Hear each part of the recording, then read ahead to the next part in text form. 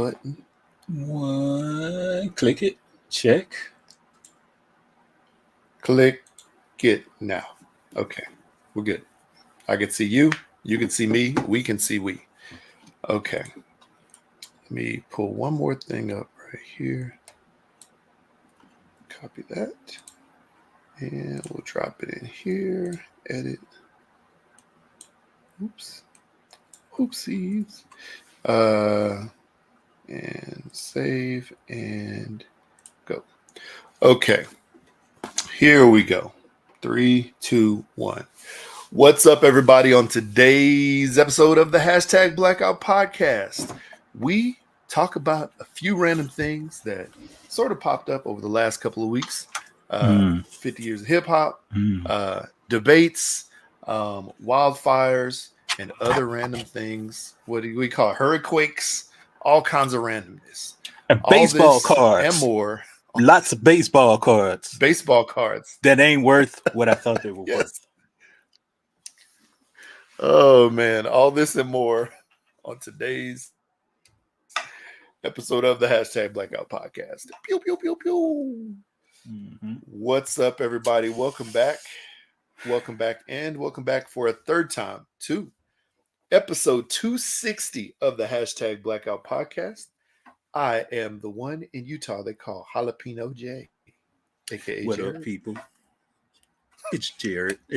That's Jared. I'm regular J, a.k.a. non-spicy Popeyes J. Still good, though. Shout out to Don't Judge Me podcast. They say we're compared to Popeyes, which is good. Non-spicy Popeyes chicken. But I just don't like Popeyes customer service. So, yeah. So I don't take, yeah. Customer service. Understandable. I get it. Chicken's I can get good. it. Customer service. Yeah. I get that. I mean, hey, it's Popeyes. There's not much. I mean, you can't really expect a ton. But I know what you mean.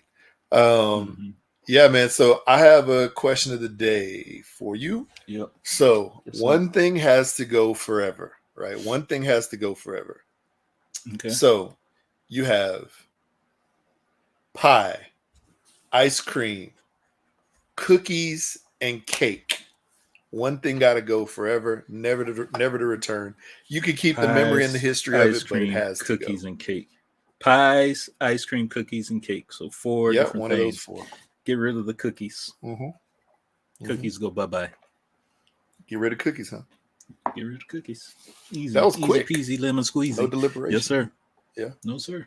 I love pie. All shapes and forms. Sweet potato pie, apple pie, cherry pie, lemon pie, you name it. Blueberry pie, blackberry pie, like my grandmother used to make. So good. Love cake too. So yeah. What about get rid of them cookies. What about all those memories from your childhood when your mom? What about all them memories from your childhood when your mom would make cookies with you and you would lick the spoon? What do you mean? My mom got them little Pillsbury tubes and cut those up into little chunks. My mom wasn't about to do no cookies from scratch. Okay. Okay. That's cool. Yeah, actually, right? Actually, that would be tough for me though, because that was a great memory. I remember my mom doing that until I was probably a little bit older, and then she got into the tubes. And I'm sure that's part of the inspiration behind my sister creating her company. Where initially she was making cooking, now she does everything else. But no, for me, of all of those, dang, if you get rid of cakes, you gotta get rid of pancakes too. Anything that's a cake type of thing. Yeah. I can't get rid of pie because sweet potato pie, lemon meringue pie, key lime pie, all the pie. Ice cream's got to stay forever. You can't get rid of that. And then cookies, I thought about it like this. I would also get rid of cookies because brownies still exist. Yes. We got brownies, since we have brownies, yes. I think we would be good to go. Yeah. So good question. That's a good question out there for all the listeners out there. Yeah, super easy. But hey, you know what? It's been a couple of weeks. I apologize about that. Had a couple things going on, namely my wife's birthday first, and then another family thing that popped up as well on the dates that we would normally record. So definitely apologize about that. And then, yeah. Oh wait, no. My wife's birthday was before the last time we recorded. No, there was another family thing. It was a family reunion. So yeah, there you go. But yeah, Jay, we started school back finally over here this week. Good. You got early mornings compared to how it was for the summer. 10th grader and 8th grader. Is he in 10th? Mm-hmm. Yep. Oh boy. Yeah, 10th grade, indeed. Boy. Whew. You know, 2 more years. I know now, like how my dad felt about me when I was a teenager. I know it now. I get it. All those times back then, I can understand it. But yeah, there's just some days where it's not easy. But you know, being a parent, it's not easy all the time. That's what you sign up for. It is what it is. It is what it is. But yeah, so yeah, yes, indeed. So I know we had, you know, a bunch of random things sort of happening in, you know, in and around society, you know, in the past couple of weeks. You know, I know we had the 50 years of hip hop thing come out. I know we had, you know, several other things happen. So where do you want to go first? Because I have a few questions we could do on the 50 years of hip hop, but where do you want to go before that? We got some voicemails, I know. Before that, I just want to get this baseball thing out of the way that I mentioned. So let's rewind time. About late 80s, early 90s. Your boy was a big baseball fan. Lots of Darryl Strawberry's my favorite player. I don't care who says what about him, drug habits or whatever. I don't care. He was my favorite player. Yeah. I was a big time collector of baseball cards. Me too. Still had them from way back 80s, 90s. So went home, I don't know, maybe like a month ago, month and a half ago, picked up all that stuff. I'm like, let me take these cards. Maybe I'll do some background checks into these things, see if they're worth something. Start going through these things. And a lot of these, I won't say are mint condition, but I'll say near mint condition. Frank Thomas rookie card. Think that's worth money? Start looking it up. Ooh, look at this. Possible $56,000. I'm like, wait a minute. This can't be right. And this is not on, I wasn't checking eBay. I was just checking. I did a little Google search. What are baseball card values nowadays? Start looking this stuff up. So Frank Thomas, into the thousands. Couple Sammy Sosa cards, into the thousands. Found an old John Elway card. Of course, that's football, but that was apparently worth some money. Got this Jerry Rice card right here. Pretty good condition. Jerry Rice. Oh, look at these. All these Nolan Ryan cards. My man is like selling foundation services nowadays. You know, dude's an all-star. Ricky Henderson, all these big-time players. I got all this stuff near mint condition. Some sausage. Yeah. Oh, okay. You kind of lost. He's selling some. Don't they have Nolan Ryan sausage down there? No, they got Earl Campbell sausage. Nolan Ryan sausage. I don't see. I don't think I've seen Nolan Ryan sausage. Nobody wants Nolan Ryan sausage. Okay. Anyway, it's all right. Either way, keep going. Either way, you know, I'm getting excited because I'm seeing all this stuff into the thousands. So I'm like, oh crap, I got to go get this stuff appraised. So I'm like, you know, figuring out contacts. My wife has contact at her job that does like appraisals and stuff like that. So they're saying I should go get it appraised by this auction house. I'm like, all right, cool.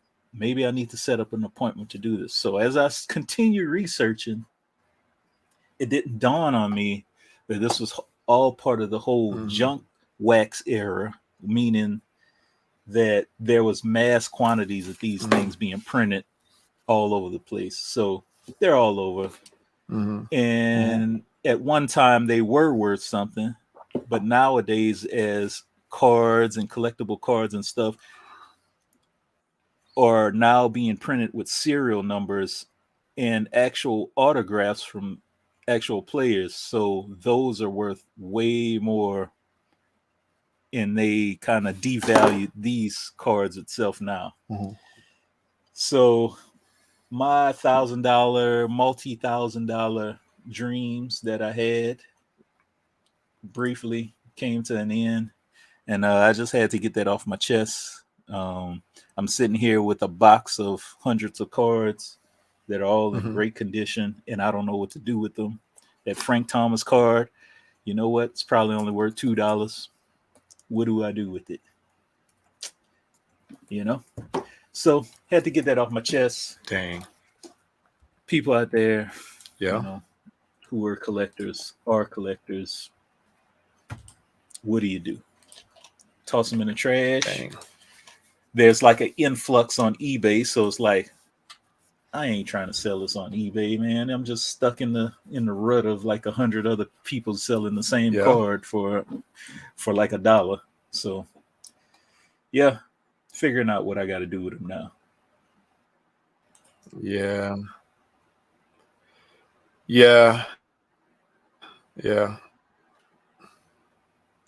It takes the right collector to find it. It's unfortunate that it doesn't or to sell it, I guess. It's unfortunate it doesn't, it's not as worth as much as it said.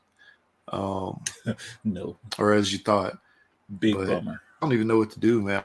I don't even know what to say. I don't know what to say to hold on to it or what. So yeah, I'll figure out some crazy project to do with it. I'm probably going to keep the big time players, but all these what other, you have to do is you have to folks. find like the perfect fan. Yeah. Yeah. I don't know. Yeah. I think we got a lag again, but that what you have to perfect do is you fan have to find the doesn't perfect exist. fan that wants those. So Okay. I don't know. That's crazy. Well, I'm sorry about that. That makes me sad too, because I have a stack of cards that I could probably, list and sell. But then again, if they're not really worth it, it is what it is. I'll tell you what, man, nowadays on eBay, it seems like the ones that are the most popular are like the Pokemons or any kind of card like that. So if you have any good, clean Pokemon cards, that's what you need to sell on there. No, I don't collect Pokemon. My kids do. Those seem to be like super popular on that website. Yeah. They got it. They got a Charizard, boy, and it's in good condition. You could sell it for some money. I've seen those on there listed, at a really good price. So okay. Yeah. Okay. So before we get into anything else, do you want to do voicemails? Yeah, let's go for it. Do that. Okay.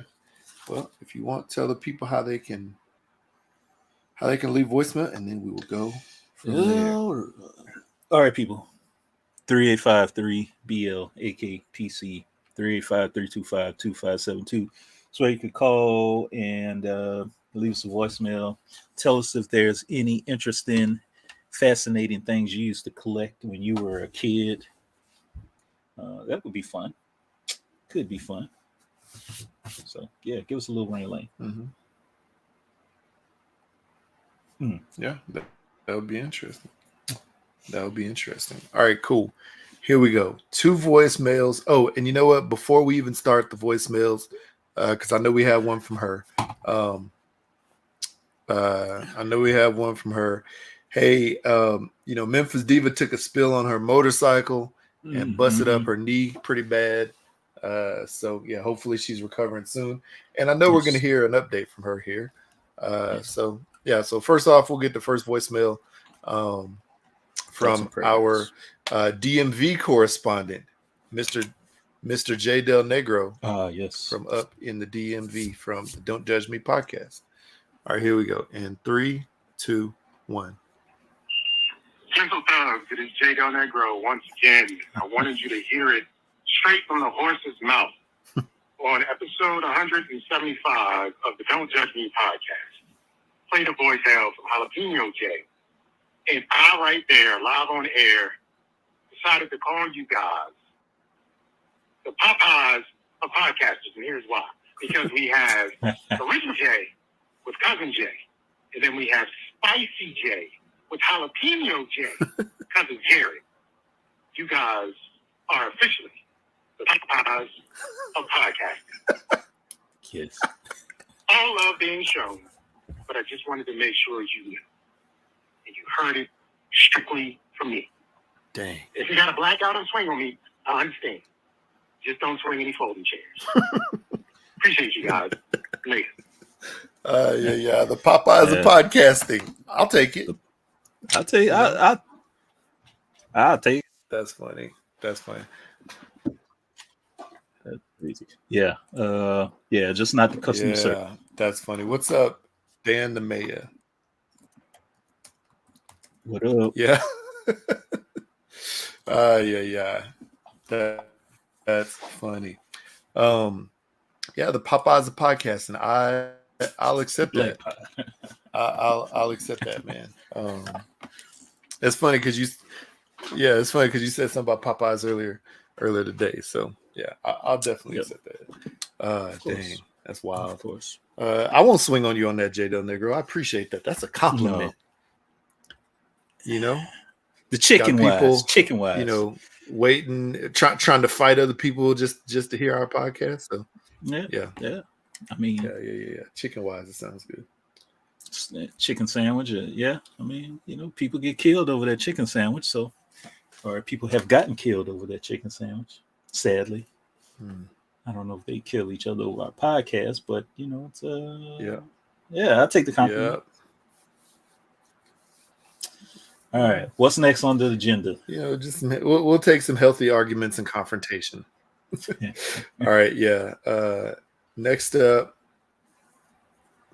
we have a second voicemail, and this one is from our Memphis correspondents. In 3, 2, 1, go. Oh, child, it's me, Memphis Diva.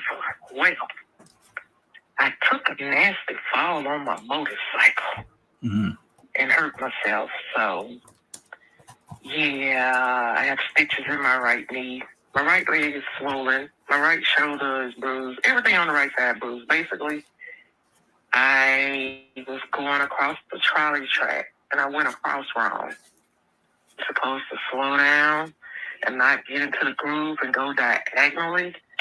But I didn't. I went straight, and my tire got caught in the groove, and it basically, I flew over my bike and rolled under somebody's truck. Shut. I landed on my right side, busted my kneecap, ankles bruised, but I'm okay, you guys. Just got a few road rash burns, but I was dressed for the ride. I got some brand new boots, y'all, and they got a hole in them. I got to throw them away. Then I had on my Sheen jeans, y'all, with the pockets. Dang, they cut those off of me. Then they gave me some scrubs, and I couldn't fit in them, so when never mind, my booty, I guess, broke. I don't know. No. Hell. Then they gave me morphine, and then, And so I'm at home, and I'm trying to walk.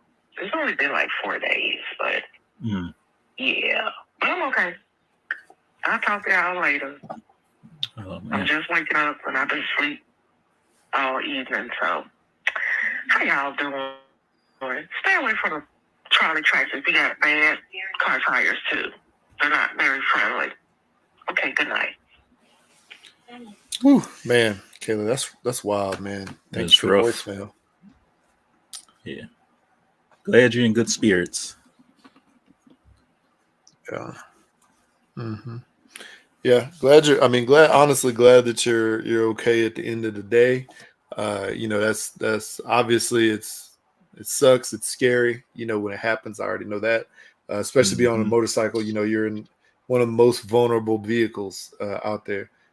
So, thankfully that was, that all that came from it, I guess, even though it's still a lot, but right. It's wild, man. Yeah. Yeah, I've seen my some crazy kid wants a motorcycle motorcycle. accidents. So Yeah, my son wants the motorcycle, the little one. So I was telling him about all these stories. It's like, my best friend, he and I don't want to discourage him from getting a motorcycle, but I'm just trying to lay out the facts. It ain't all fun and games.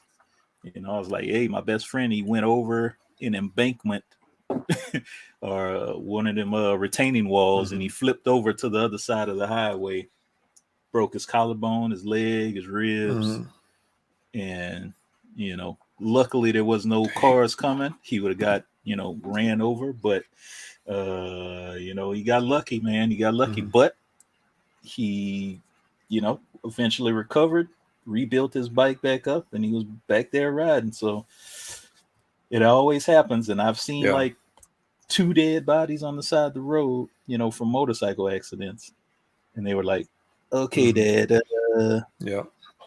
that might scare me from riding now, so thank you. It's like, no, it ain't to scare you, it's just to keep you informed, just to get you informed and know what's going on, especially in Texas. Nobody cares about driving here. Nobody cares about safety, unfortunately. No, that's true. That's true. Yeah. I mean, just for now, just ride a bicycle. See how you like that. He doesn't even do that. So yeah, that's what's up. Can't ride a bicycle. You got to start somewhere. Yeah, bicycle is the place to start. Even if you want to ride a motorcycle one day, it's a good place to start, because then you know how it is just being like sort of like open and vulnerable. Like you get scraped up and things like that on a bicycle. And then you're like, okay, and obviously that doesn't always happen in a motorcycle, but you see like what that two-wheeled transportation is like. And then you figure out if you actually like it, or if you're like, nah, that's not for me. My son has said as well, he said it in the past that, he wants a motorcycle one day. And so I'm like, you know what, man, it's not, I've ridden motorcycles that my cousins had and stuff like that. I rode with them when I was younger. I didn't really drive it myself. And I mean, they're cool and stuff. They're just, with the crazy people driving this day and age, it is one of those things that is, very scary to be out there on the road with some of them, with crazy drivers in these streets. That's why everybody has a dash cam, and even my son, and the motorcycles have those little we call it like the GoPros or whatever on their helmets. Yeah. And honestly, my son was like, you should just get a dash cam and you could review all that, view all that random stuff that happens. There's a lot of bad driving up here, so maybe I will one day. Anyway, back to the lecture at hand.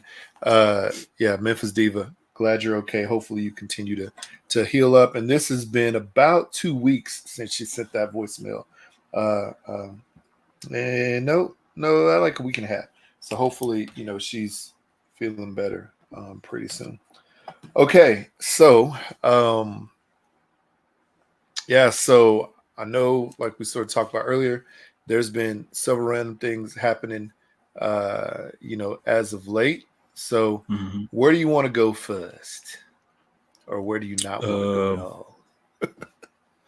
I don't know. Did you say something about Complex? We could start there, I guess. Yeah. If you want to. Yeah. So who is the one that came out with this 50 years of hip hop thing? Did you ever really figure that out? It was Complex. Oh, by the way, Nolan Ryan does sell beef. Yeah, I was gonna say Nolan Ryan does sell beef. You can go to Nolan Ryan Beef for some all natural USDA choice Texas Angus and prime beef. Anyway, that's beside the point. I mean, okay.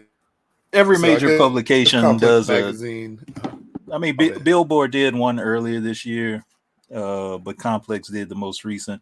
And you got every one of these publications always doing their own thing. So it's whatever to me. I don't pay it any mind. Yeah. And I mean, this is really the thing. Like, it's like this year is like the unofficial official 50th year of hip hop, right? It's the 50th anniversary of hip hop. So there's a lot of different publications, between Complex, NPR, Rolling Stone, the Grammy.com, like, so many different outlets that have sort of talked about, the hip hop over the last 50 years. So instead of really diving into stuff that those people talked about, I sort of wanted to go a different angle and maybe ask us both, a few questions related to hip hop. And I know we've done some of this stuff in the past, but I asked our friend ChatGPT to come up with 5 questions related to favorite things in hip hop music, right? So, and I guess this could be, this would be personal for you and I, considering our, complete knowledge of that music over the course of time. And then anybody out there, that's thinking that has answers as well, you can leave us a voicemail or whatever you want about that. So first question. What is your favorite hip hop album of all time, and what elements about it stand out to you? What's your favorite album of all time? If you could even think of that, or maybe even song. If you can't think of an album, think of a song or top song album. I don't have a favorite song or album. That's tough, man.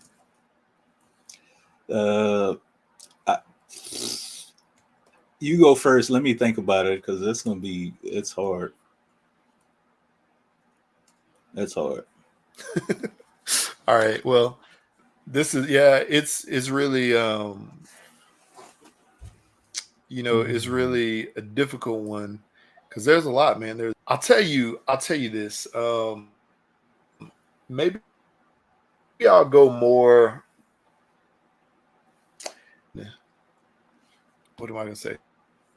Maybe I'll go song rather than album. And I'll tell you this is why, because this is a song that I always listened to as a kid, because my parents really didn't let us listen to, only hip hop we really heard was either on the radio, or we went to visit our friends or our cousins' houses if they were playing it, or if y'all had MTV. We really didn't get too much of it. But, one of my favorite groups of all time would be Run DMC. And they made a song called Black History. Okay. I think you mentioned that before. On that track, like, it was they weren't cursing on it, so like my parents were like, all right, this is good, and it was educating us about all the contributions of African Americans, Black people over the course of time to a lot of stuff that we know today. So I think that song was like a song that influenced me to like hip hop even more, just because it was fun, it was catchy, it educated, and honestly, I think a lot of hip hop music does that. There's a lot of fun to it. A lot, like, it makes your foot stomp. You know what I'm trying to say? And a lot of it is telling some kind of story or educating you. At least that's the way it used to be. This day and age, it's totally different. But yeah, we'll go with the Black History by Run DMC. Wow. I have to find it.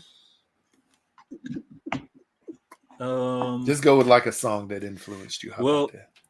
There's 2 songs that I could recall back to my youth that pretty much made me, if you want to call it, fall in or get my attention, grab my attention, and kind of keep me interested in hip hop. And it was LL Cool J's "I'm Bad" and Eric B. and Rakim's "Microphone Fiend."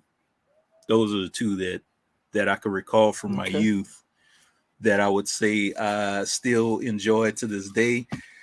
Were they my favorite albums that they came off of? Probably not, because there's like multiple albums that I enjoy from the first track to the last track and listen to all the way through. And, you know, I can't put one over the other because they all did something different for me. So, but those two songs I'd say Back to My Youth are the ones that kept me kind of dialed in. So, yeah. Those are two. Is the is I'm Bad, was that the one where he had what is it? What was one of his first songs back there? Was that Going Back to Cali? Was it on that? Or is that you just talking about the song? No.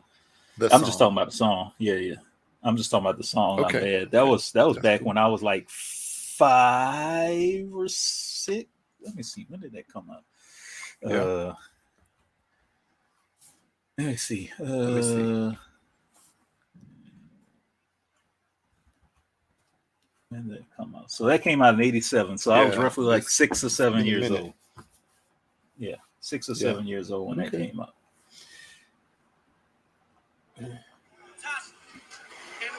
Let's see. This. Come on. That's it. Load up for the love.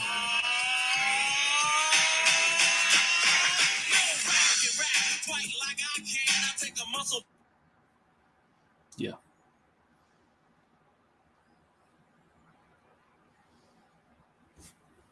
Uh-oh. Did you freeze? He froze. And that's what we deal with people on the hashtag Blackout Podcast Show. Freezing. It'd be awesome if you could hear the song that I was playing just now. Yeah, I heard like very little bit, and then you froze, and then I didn't hear anything. Yeah. So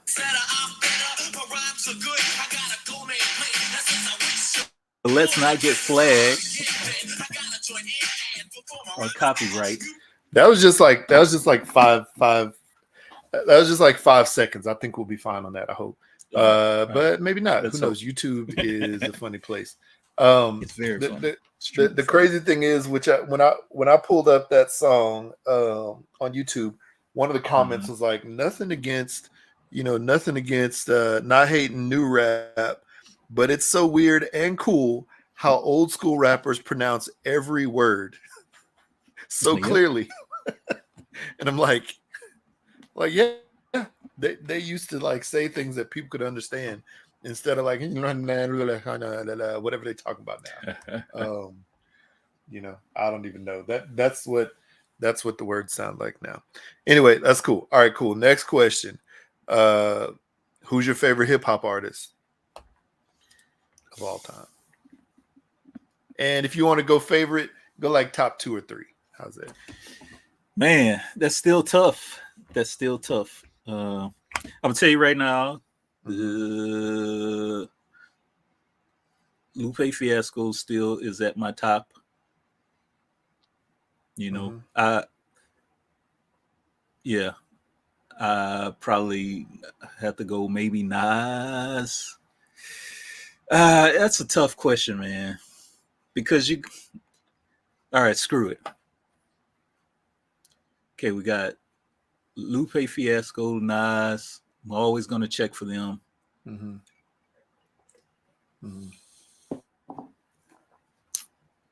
Dale, the Funky Homo Sapien. It's one of my favorites. Tech Nine is one of my favorites. Rakim, while he is one of my favorites and he birthed a lot of this, it's just been so long since I've got anything new. So it's hard for me to just say, oh, he's my favorite. He can still be your favorite of all time, even, because that might have been I don't like doing that, though. But I don't like doing that just because he's like a founding father and he birthed a lot of people's styles and stuff. Saying he's my absolute favorite it just doesn't feel right to me. Just to me. Okay. I would say I would put MF Doom in a little category by itself because I don't think there's like nobody quite as interesting as him. I mean, yeah.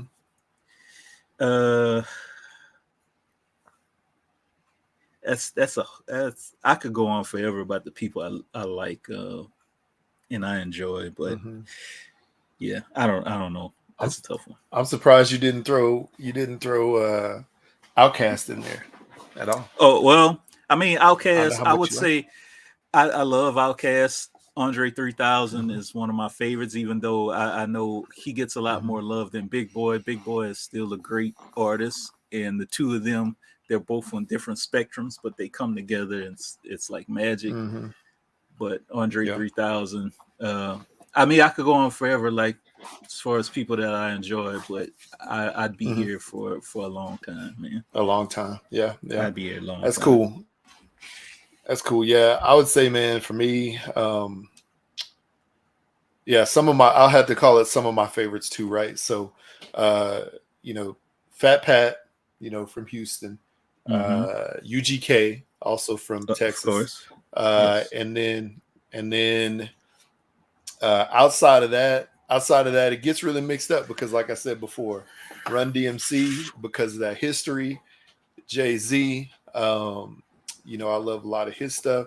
I think for me, since I sort of got into it at a later age, Mm-hmm. there's a lot of rappers that were probably like big in the early to mid 90s, late 90s, who were Mm-hmm. like a lot of my more favorite rappers, probably like mid to late 90s, who are more of my favorite rappers or groups. And it's Yeah. only because they had popular songs that were like wildly quotable for me. Okay. Like there's just some songs here and there where uh, you know there's things that are just extremely quotable, and I'm just like I'll randomly just like be walking around saying "girls pee-pee" when they see me. Like that was Biggie Smalls. Yeah. Somebody Yeah. like that, is random, but it is what it is, man. Yeah, Yeah. but it's just for me, it's just sort of random. But those are a handful of the many. Snoop Dogg, Yeah. is also one of them. Beastie Boys, I used to love the Beastie Boys back when I was a little kid. Oh Um, yeah. there's a lot, and I don't know, like sort of part of this question was like, how have they influenced your perspective? Like for me, it took me to a world that I could not. Obviously, it took a lot of us to a world that we didn't live in, but it took me to like a world of music that was sort of off limits for me as a kid. Right. And it was catchy. It was fun. It was cool. And then for the most part, most of the people doing it back then, were Black, African American, whatever you want to call it. So Mm-hmm. it was just people like me, you know quote unquote people that look like me, singing and Yeah. dancing and just breaking, back in the Yeah. day. So Yeah. And I think for me, it's I don't know, man. I think certain artists come into my life at different times, and they kind of just stick hmm with me. Uh, hmm and being on the in a creative field, I'm always thinking about hmm things differently. I don't like to get into the whole standard monotonous things. Like tell me something completely different. So that's why I hmm appreciate people like like Dale the Funky Homo Sapien, him, hmm uh Dan the Automator, and Kid Koala made an album back in 2001 called Deltron 3030, hmm and that one was like a completely different take because they based the whole album in the year 3030. So who's hmm thinking about sci-fi albums? I mean, of course you got uh you know what's my man's name, Dr. Octagon. I can't think of his names in the Ultramagnetic NCs. Crap. Uh, you're asking the wrong person. yeah. It's okay though. It's okay. I'm like drawing a blank because he's played so many Yeah. different parts, or he's been so many different characters throughout hmm hip hop, and he's created uh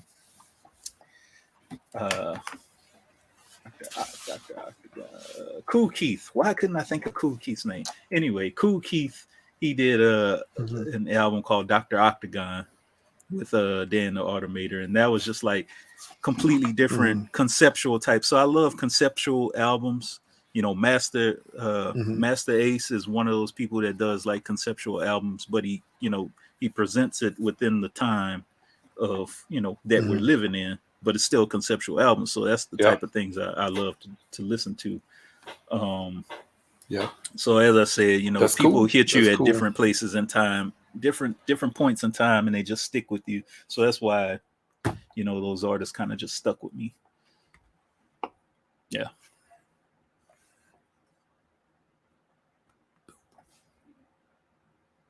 Are we lagging again? We're lagging again. I can't hear a thing. Come on. Can't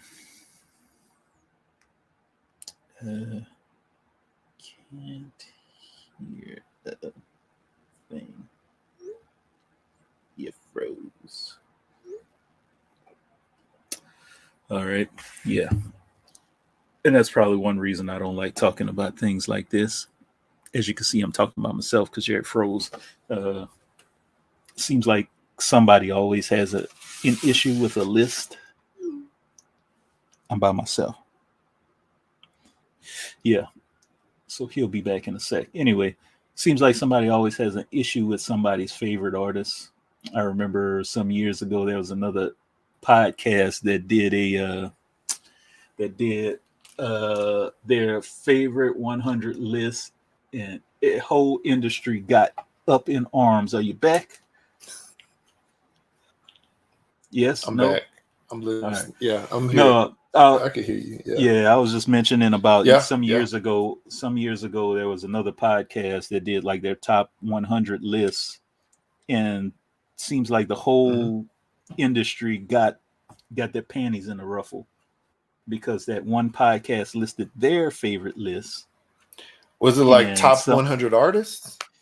Yeah, it was like their top 100 favorite, rappers of all time. And if one of those artists was not on their list, then they got all up.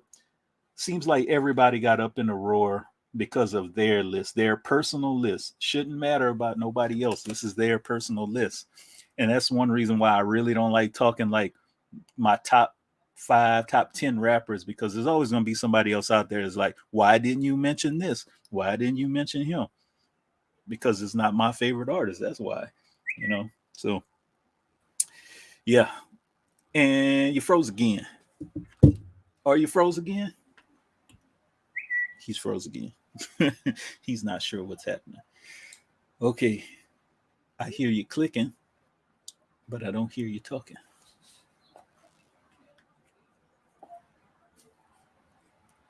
Thumbs up, thumbs down.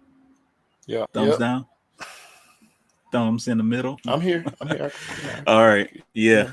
Okay. So I don't know what you last heard, but yeah, I'm just speaking my piece. I don't know what is happening. I have no clue. I just updated and graded. Okay. Yeah. Gotcha. All right.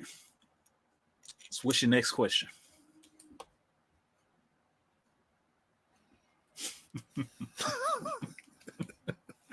Okay, let's see here. Next question. I heard what you were saying earlier about there being I heard what you said about there being a what do you call it? Some other podcast that gave their top 100. Yeah, man, everybody has their own. It is what it is. But yeah, people shouldn't get all pissy because one person said something over the other. Because nobody in this age, nobody can be seen as the out and out, like, what do you call it? Like, the most knowledgeable, like the official, word that comes down. Back in the day, you could say that because there was only a handful of publications out there, that would do things, and there was no internet of things like there is right now. Yeah. But here is the next question. Okay. And we're frozen. Okay. So here's the next question. Okay. So back in the day, when you were younger, or maybe even now, when you're trying to get hype for something, I don't know if that's, going out to hang out with friends, if that was going to the gym, you just need to get hyped for something, what is a song that you play?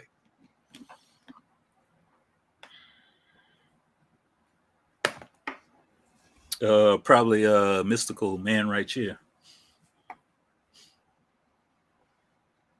Mm. Okay, that's cool. Mm-hmm. I like the Mm-hmm. the man right here. The man right here. You know what song that I always play that I don't know why, but every time I play it, I just keep getting hype off it. Is "Get Low" by Lil Jon and the East Side Boys. Did you want to skeet, skeet, skeet? Yeah, there's like a, I don't know why. Right? I don't know why, but it always gets me hyper. So yeah, and I do believe our delay is about a good 4 to 5 seconds, unfortunately. Yeah. Yeah. Okay. Next song. Next question. So, what's your favorite era in hip hop history? What's your favorite era or favorite? I don't know, like decade, whatever you want to call it. 90s. By far the 90s. Yeah. By far. Mm-hmm. Okay. No doubt that's a about good it. one. That makes sense. In the 90s, we had, Pac and Biggie, you had Jay-Z, you You had had a like the lot. female rappers that were doing their thing. You had a whole lot. Had a lot. You had whole No Limit era, Cash Money era. I mean, for people that aren't yeah. in the South, it all, for me, growing up in Mm-hmm. Louisiana, these people were already Mm-hmm. out and established in the 90s. You Mm-hmm. had a lot of people coming out the woes. Like, I loved Spice One coming out there. I loved all Mm-hmm. the post NWA Ice Cube stuff. You got Mm-hmm. Snoop coming out of the 90s. Of course, you got Pac and Big. You got a whole bunch. You had to have, back then, you had to have some type of skill to get signed, to get some type of notoriety. Now it's a lot easier because you got your homeboy with the iPhone, could go shoot a camera, put your song on YouTube, and bam, you get 20 million Mm-hmm. views. Just that easy over nothing. So there was Yep. a strong sense of skill back in the day that is not there now. So, yep.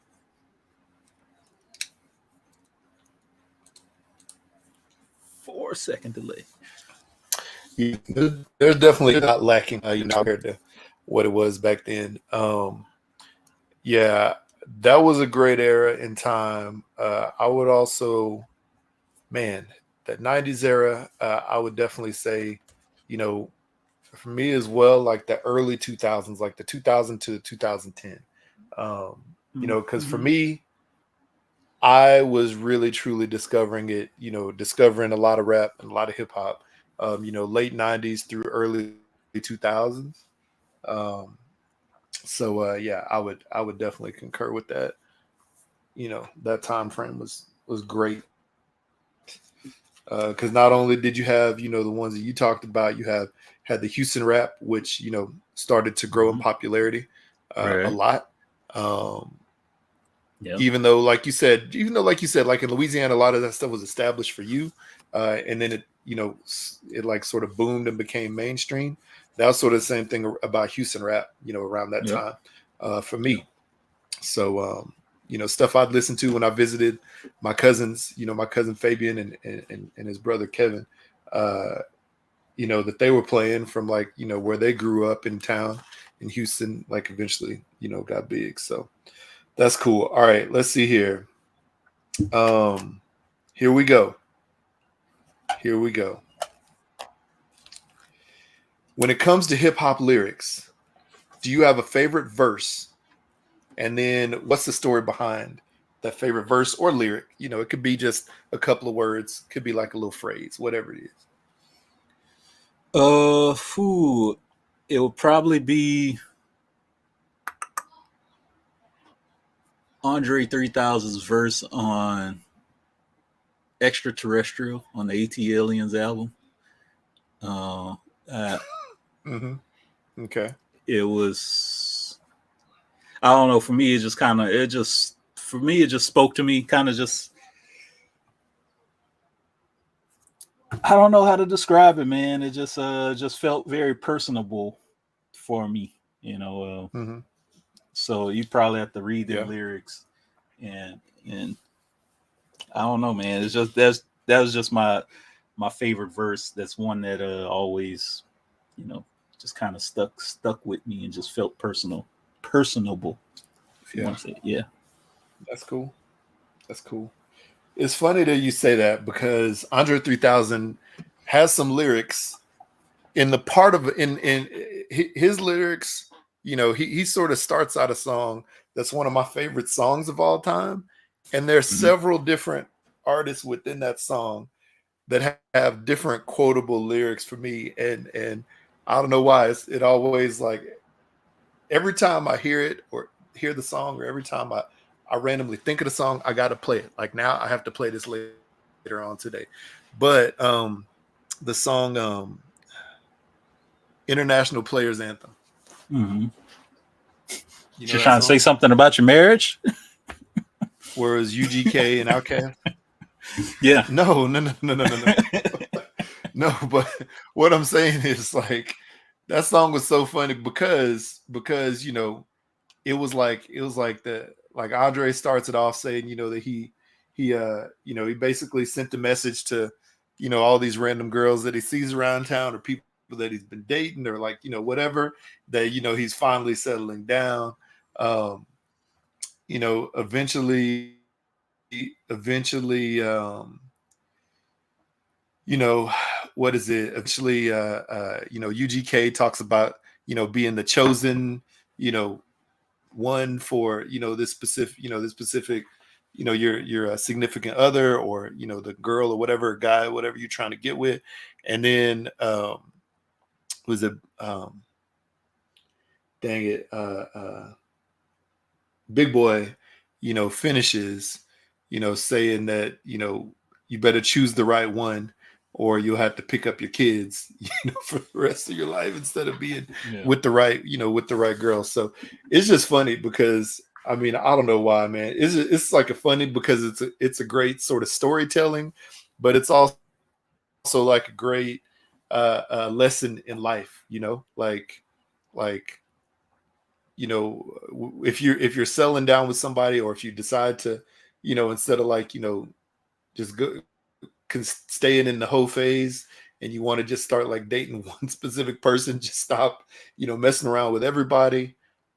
Um, you know, do the right stuff that you need to do to get chosen and be the chosen one for like the opposite sex. You know what I'm trying to say? And then Mm-hmm. at the end of it all, you know, hopefully you chose the right one, or else, you know, you're gonna have like a rocky relationship forever. I just think it's wild, but you know, thankfully I didn't have, you know, I didn't have the all those situations happening. But I don't know, it's just funny, man. Like there's just lines in there that I don't know, it always just make me laugh anytime I hear it. I mean, there's plenty of quotable lyrics over the course of time. Mm-hmm. You know, and things like that. But you know, it's just funny to hear that. And I mean, that's sort of like some stuff that, you know, my family probably would have told me as a kid. So, you know, Yeah. don't mess around and find the wrong girl. You know? So Yeah, buddy. yeah. Mm-hmm. Okay. Okay. So speaking of a song with, you know, random collabs, this could be the last question in this whole thing. So when you think of hip hop collabs, or, you know, somebody with features on a song, something like that, can you think of any of your favorite features or overall project collabs? Any of them? Hey. Hmm. Give me a minute. Give me a minute. I Okay. mean, Well, while you're thinking about it, I'll go ahead. Okay, my bad. If you know. no. Keep going. Keep going. Go ahead. Okay. I would say while you're thinking about it, I mean, I have a bunch of random that I could think of. You know, mainly like the one I literally just said. You know, the UGK and Outkast on that one. Kanye and Jay-Z on the the Ninjas in Paris. Let's see here. I don't know why that song always makes me laugh. There's a lot, man. There's a lot that I could bounce around through, you know, over the course of time. But yeah, that was a great one. Who is it? J. Cole and 21 Savage. A lot. That's a good one. I don't know. There's plenty more from back in the day, especially when you look at like the Dog Pound and you know, stuff like that from way back in the day. But yeah, those are just a handful I just thought of right off the top. What about you? First one that came to mind was Self-Destruction, way back in was that late 80s, early 90s, maybe, where it was like I guess it was like a whole bunch of rappers talking about kind of like stop the violence type thing. So yeah, like Boogie Down Productions and Stetsasonic and a whole bunch of East Coast rappers coming together. But then there was also like a West Coast version that was called "We're All in the Same Gang," I think. So it was like a whole bunch of West Coast rappers. So it's pretty much like a stop the violence, stop the destruction of our community type song. That's the first thing that came to mind. But then, but then I go on the opposite end of that, and I think about Spice One and MC8's Murder Show, kind of clashing with messages wise, but I just love that combination, that collaboration between Spice One and MC8. There's a lot. Then there's that. I really enjoyed the 4-3-2-1 song. I think it was DMX, LL, Cannabis, Method Man, Master P, and I think that was it. And the real reason why I really enjoyed that song, because I was like so happy that Master P got to collab, even if he did have the wackest verse in the song. It just was like that proud, hey, got somebody from my area going to, you know, collabing with these heavyweights on the song. So, you know, that one felt good. Yeah, that's funny. That's cool. That's cool. Yeah, man. It's interesting though. Like when you have, like for us, I think, you know, from where we're from, if you have artists that you grew up, you know, enjoying their music, or you knew that they sort of came from, like, you know, your neighborhood, your state, whatever it is, and you see them sort of transcend that locality, you know, and they go regional, they go, you know, nationwide, they eventually go global. That, I think that's sort of like, you know, is sort of special for us, like a little more special for us, because there's a lot of rappers from New York and LA that were dominating everything, right? You heard about them all over the place, but that's all we heard of. And we heard of that, you know, but we also knew that there was good stuff down where we came from, but people just didn't know. And then as soon as that sort of Third Coast movement really, you know, really like, you know, built some momentum and was rolling, you know, then it was like everybody wanted somebody from Louisiana or Houston, you know. Everybody wanted to hear something from them. So I think that's cool. It's cool when you hear something like that. Here's a weird question for you. We had several questions there, but those are some Chat GPT questions. Oh yeah, go for it. Here's a weird question for you. So with all that being said, you know, we could still acknowledge the South dominating hip hop industry, being at the top, from Atlanta to Texas. We could still say that, you know, even though J. Cole, North Carolina is technically considered the South, it's not really. I don't know if many people really consider it the South. But do you think with the rise of the South and all the artists making music, do you think that is what kind of played into the, I don't want to call it the downfall, but kind of like the shift in the quality of music that's coming out now? Yeah.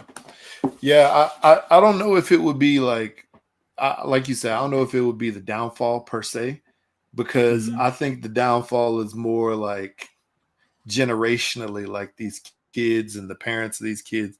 I think that's what it is, because that's how you have these artists now that are like mumbling rap and things like that. Like, it's really weird. But then you also have quality artists like Sir John Lee and stuff like that aren't mumbling everything that they're saying, and they have good music. So I wouldn't necessarily say that, but I would definitely say, the South has had a big influence on music. And like you said, there is a dominance factor built into it, because, you still had, good East Coast artists and good West Coast artists here and there. But like every year when you heard them come up, there'd be like one or two that you always hear of. And then there's like be a bunch of newer people from the South that are just popping up. And so I don't know. I don't think it would be a big contribution to the quote unquote downfall of what we have. But I think it is a big contribution of what we have as a whole, because you have Memphis, you have Tennessee rap in there. You have, like you said, North Carolina, South Carolina, Atlanta, everything along the Gulf Coast, from Florida all the way over to Texas, is super prevalent. And you hear a lot of those Southern styles in the beats, in the way that people talk, and then in the overall like tonality of songs. So yeah, is that a good answer? I don't know. Yeah, I mean, yeah, it's cool. I mean, I'm curious to see what everybody else has to say out there. I think there's just so many little bullet points and little things we could kind of go through, but it's a for a longer conversation. So yeah, but that's cool. That's good. Good. Yeah. One thing I'll say right now is, it is still slightly weird to me, but I can understand it, is the fact that back in the day, when we get a new project from an artist, rapper, singer, whatever it was normally like a 10 to 23 song album, right? And there was only like maybe 2 or 3 that were really good, and all the rest of them were trash, or they just just mid, really really do well. So so when we would buy, look at you using that millennial speak, but when you would buy a CD or whatever it was, right? Whenever you buy a CD, exactly, you would you would only listen to those few songs, and then you would take it out and go to the next CD. Where in this day and age, there are people, if they're doing a project, it's like a 4 or 5 song project, and pretty much all of them are good for the most part, right? It's a big change, man. Or somebody puts out they're like new music by by whoever, and it's 2 songs, and that's it. Yeah, it's crazy. That's how it is. Yeah. I guess the streaming services really contribute to that. So anyhow, so that's that. All right, what we got next? Anything? Nothing. Nothing I could think of. No. I mean, I think before we started the show, I did ask you if you were like keeping up with like any of the political stuff, or just anything that's happening across the world. It's like wine. The time only is the mug shots. That's it. That's all I'm into. Yeah. The time, there's still a lot of people out there that's gonna be voting for this man. Still gonna be trying to get him in. No, I was just, because time is winding down. Mhm. I don't know if I'm even gonna like pursue any type of vote. I gotta, yeah. I don't know. I just was watching the Republican debate, the first one, just listening to some of these people talk, man. It's Mhm. I don't know. I'm not sure how I feel about any of them. I mean, I'm not. I wouldn't consider myself a Republican or a Democrat. I'm just like right down the middle. You know, some things I like about each, some Mhm. things I dislike about each. But Mhm. you know, it's Yeah. just trying to see what's gonna happen, man. Where's our country gonna go? Because there's a lot of people hurting out there. Yeah. You know, and I say that to say, you know, actually, Yeah. like a week or so ago, this one guy named what is his name? Oliver Anthony, I think it is. He came out with the song called Richmond, North of Richmond, kind of talking about the whole state of the government, and that Mhm. ruffled a lot of feathers, you know, in the political party and in Washington D.C. And it's got a lot of people backing him, whether you're a Democrat or a Republican. It's got a lot of people looking at that song and questioning the state of America and Mhm. where their affairs are at. Because, like I said, there's a lot of people hurting. We're lucky enough to we're sitting fairly, you know, decent. We're living. We can make payments and stuff like that. But then there's a lot of people out there that can't make payments, you know, on things, Mhm. and they're Mhm. struggling. They can't get raises. They can't find decent apartments, you know, that are like in good shape or Mhm. affordable, I should say, affordable for a family. Food's going up, everything's gone up, gas is going up. So Yeah. who is the person that is going to kind of bring us from this? What's going to have to happen for us to get out of this? I don't have the answers, obviously, but it's just questions that Yeah. That's I a ask myself. yeah. Yeah. That's a good question, and honestly, it's not. I don't believe it's a specific person. I think it's It's going to be a it's combination.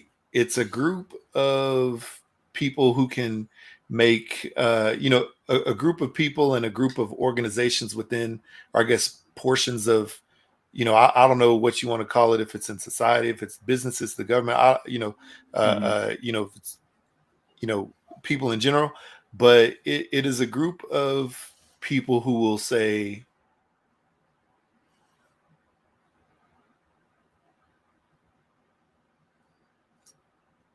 Oh, you froze.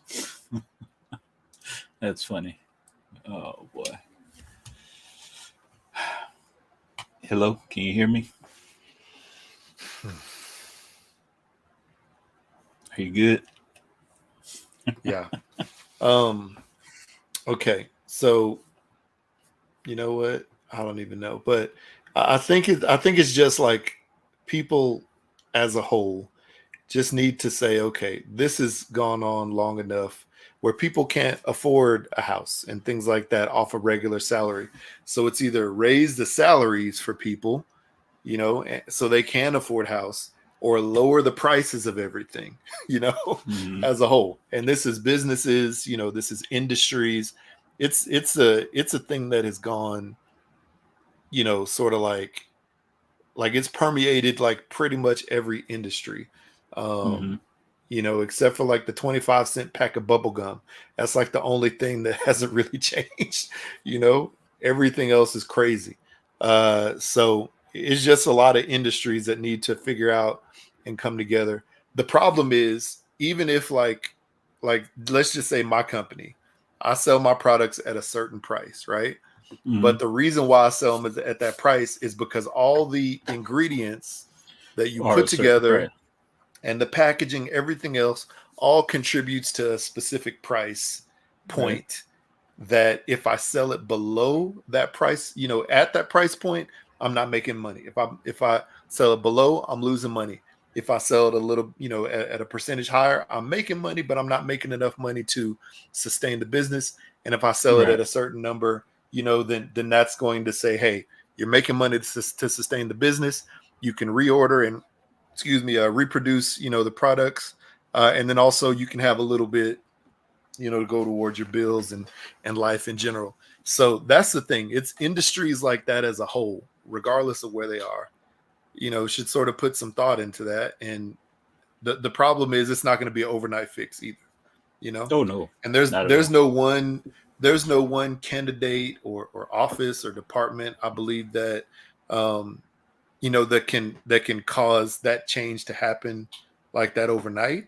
Hmm. Unfortunately, it's going to take society as a whole, I believe, to make that decision. And really, it's lowering prices on everything. But people are greedy, man.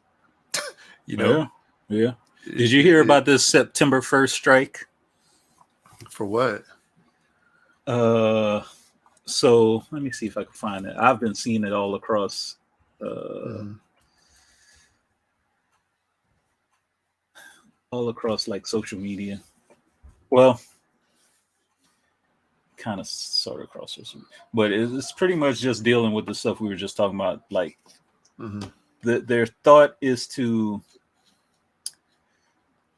pretty much shut everything down for like just a day. Don't know how Mm-hmm. that's really gonna happen. There's still people that have to work. Mm-hmm. So it's just to get the owners, the big time people at the top to realize that, if everybody comes together, they could practically shut this country down if need be. Do I think it's gonna work? I don't know. I honestly don't know. I don't think so, especially if the word is just on certain platforms. But Mm-hmm. that's their initial thought is to kind of raise awareness of prices on everything, Yeah. groceries and, like I said, living conditions and this, that, Mm-hmm. and the third, is just to bring awareness to that. Am I going to strike? Probably not. I got bills to pay. I can't Yeah. No. afford to lose my job. Yep. But Same. yeah, Yeah. so, but yeah, just curious if you heard of it. Yeah, I haven't heard of that. And I mean, I can understand sort of where people are coming from when it, when it pertains to that. I like, just like you said, I can't necessarily do that, but I can understand, people that feel like that they need to, because a lot of Hmm. times that's the only time that, we really get we really get some conversation to try to make changes, because it really starts with conversations. Right. There's tons of people who think of it, come up with those ideas, but really it's about having, calm conversations that, breed ideas that can be actionably like put in place, um, Yeah. and to try to start that path. But the hardest thing is to have the conversation, because there's people on this side and this side who don't want to go to the middle, and Yeah. their conversations are always like, like that. Yeah. It's that. And I think you got people at the top, especially in Washington, Mm-hmm. DC, in the DC area, who don't, those politicians that are not Mm-hmm. at the bottom with the people. They're just seeing Yeah. their demographic and their, what do you want to call it? I guess their pay scale, Constituency. their Yeah. constituent, their pay scale, where they're at whether they're the upper class or, you know, Mm-hmm. I doubt anyone in that particular in the Senate or Congress or in it, you know, that medium scale, that mid scale, or Mm-hmm. of people.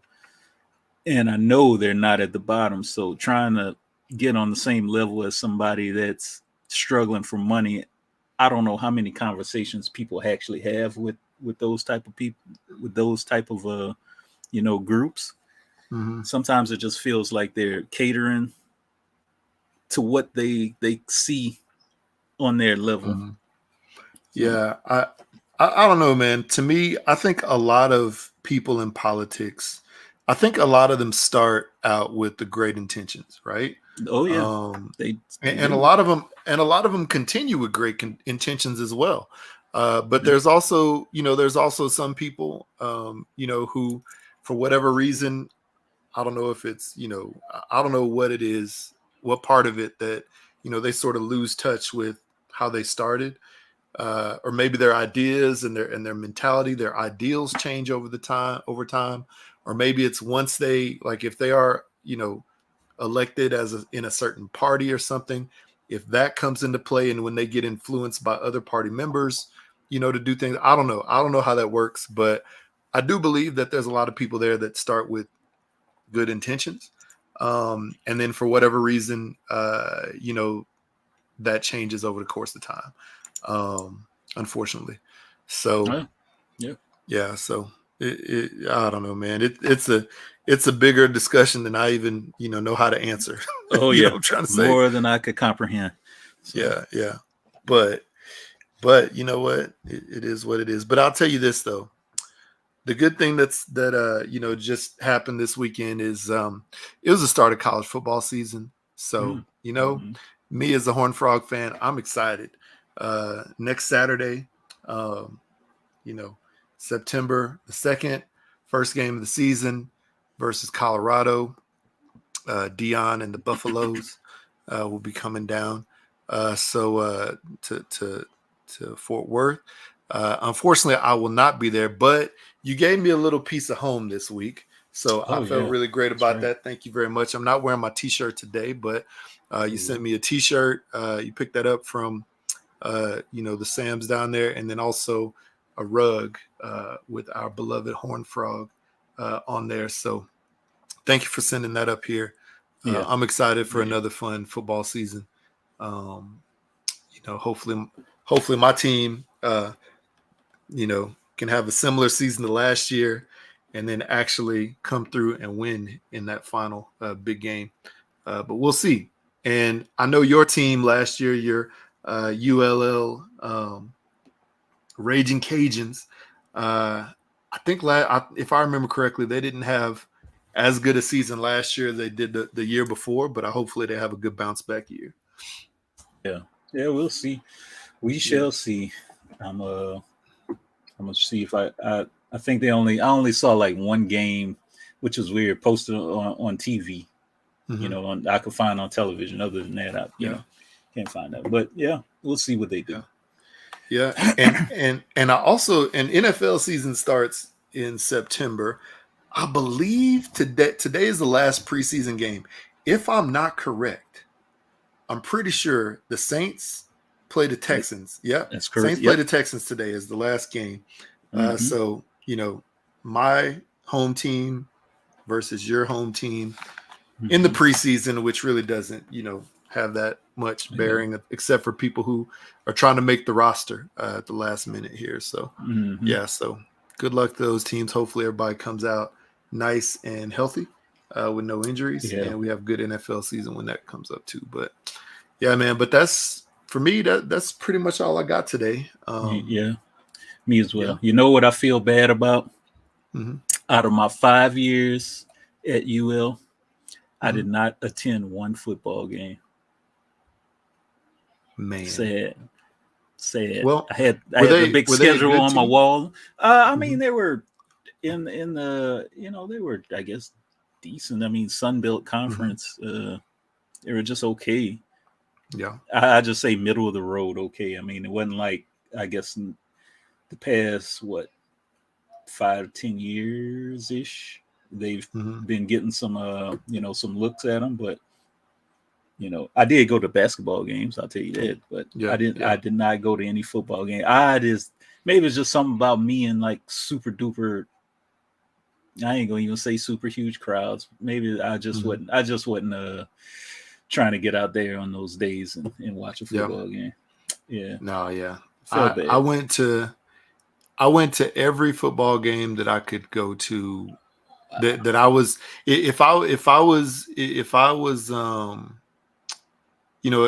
in town, and if it was a game on campus, if I didn't have a project that I was doing that day or a performance for, anything, whatever it is, or if I didn't have to work, I go to the game. Mainly because one of the first things that they told us, I mean, my first couple years at school, like the few years before I got there, and then my first year, our team was horrible. We only won one game my freshman year, which was the last game of the season. against SMU. So Right. yeah, beat that rival for the skillet. But yeah, but one of the first things they stressed to us was like, as a student, you can get into every game for free. Regardless of what sport it is, Yep. you can get into every game for free. All you got to show is your ID. And I Right. was like, "Are you serious?"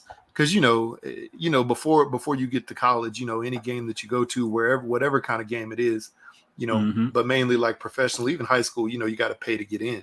Right. So I was like, for free. And my dorm is just like an 8-minute walk, from the stadium. Oh, I'm going to every game I can. And so yeah, that's why I tried to go to every game. And I mean, I enjoyed football. I had some friends that played on our team that I met through like orientation and stuff like that. Mm-hmm. And I didn't have any other friends that I knew going into school there at all. So for me, those were my friends that I connected with, and I wanted to support them. And then also that's where all the girls were, Of course. going to those games. So I had to go. I had to go. Man, I'm gonna tell you So what. I used to go visit my friends at LSU, mhm, and that is not a campus I want to be on mhm. when the Tigers are playing at home, Yeah, because you cannot even leave the campus because it's just so packed, man. It is hmm like filled to the brim. You cannot drive. You could barely even walk. But hmm I mean, nowadays it's probably different. But yeah, back then it yeah, was insane. yeah. That's Insane. why. Yeah, I know. Like their campus probably like doubles in number. Like on a Oh on a man, game day or something like that, or more. crazy, So yeah. I crazy. was I was close to going to LSU. I was accepted to go to college there, and I don't know I can't remember the reason why I didn't go there. Maybe it was a financial aid reason, something like that. But uh, yeah, I was close. It almost happened. So dang. anyway, Yeah, that's cool. But that's all I got, man. That's all I got. that's all I got to. Yep. All right, Yeah. people. Episode 260. Down and out. Catch us on all your socials. Hashtag Mhm. Blackout Pod. Join us Sunday mornings or whenever on your Mhm. YouTube. Follow us. Everywhere. Did I say that? On I those did say things. that. Yeah, Yeah. on those things. 3853 BLAKPC or 385-325-2572 is where you could give us a little ring a ling, or you could email us, hashtag blackoutpod@gmail.com, hit up hooksrub.com and get yourself some seasoning. Be on the lookout for some new items Mhm. coming soon. It's going to change your life, change your perspective on life. Be like, Yep. dang, I needed this on my meat that I Yep. eat. So yeah, Yep. That's true. Sprinkle it all over yourselves and all over your meats. spritz it all over your face. Yeah. Maybe. When you think about, needing to make real life changes, Mm. and just change the way you do things. All you may really just need is some seasoning. You just may need well seasoned, perfectly cooked food. Now the perfectly cooked part, that's sort of up to you, but the seasoned part, that's up to me. Let me help you with that. Mm. You know, Dude, Sprinkle a little bit of flavor. It'll now change that your you say life. that, there's a guy on TikTok that Mhm. always films his mom cooking food, and his mom I've his seen it. mom does a terrible job. I'm sorry. I was Yeah, like, too what bad. if you send them a complimentary box of seasoning? I just might need to. Because they have a big following on hmm TikTok. I What just if might you need did to. that? That I would be just like might a need game to. changer. That would be a game Yeah. changer. Yeah. Let me see. I'm stocked up on most stuff. So Let me so that see. would be good. I'll tell you the sad part about it is this. Whenever it's wild, and I don't know who you're talking about. You'll have to send me. I do know who you're talking about. You have to send me their profile though.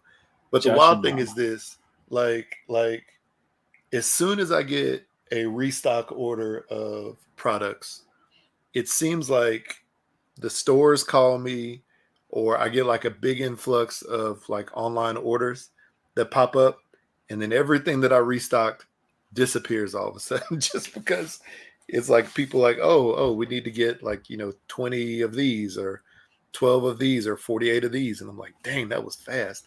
All that stuff I just restocked. So I'm trying to work on my inventory to try to boost up my inventory levels. Yeah. But I'll say this though, fresh catch. I accidentally ordered too much the last time I ordered. So there's plenty of that to go around. So if anybody needs some fresh catch, holla at your boy. Yeah, I need to restock on that. Yeah. So anyway, but there's other good stuff coming out too. So just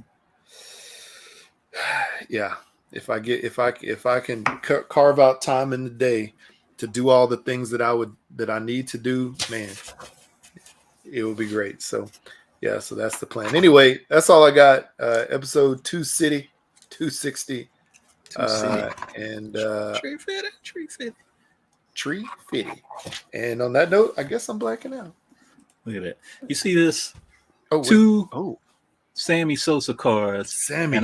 And I'm looking at eBay right now. I see $175,000 somebody selling one for. That can't be right. I mean, this is the thing. So you can list it for that, right? You can list it. Doesn't mean anybody buying it. It doesn't mean nobody gonna buy it because you look for the same card. I'm sure you can find one for 99 cents. Of course, exactly. It is definitely all about the quality of the item itself. Like if the edges are jacked up or anything like that. Also, if you have it like graded and certified, there's a big difference between a 99-cent card and a $1,000 card depending on what it is. So, well, these two are damn near mint. Yeah, that's okay. I don't know what I'm gonna do. I'm gonna just keep. That was Sammy before the skin whitening. Like, what if he goes back to black, and then you could be like, I got these black Sammy Sosa cards, but right now you could say you got the black Sammy Sosa cards like pre-skin whitening.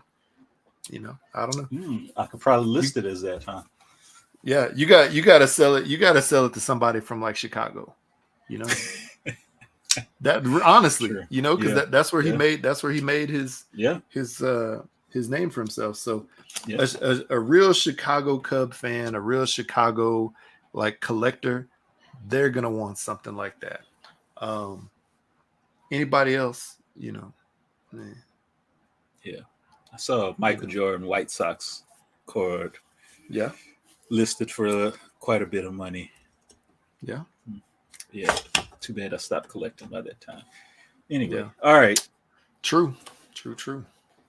And all right, y'all. On that note, I'm blacking out. Blacking out. And broadcast is going 3, 2,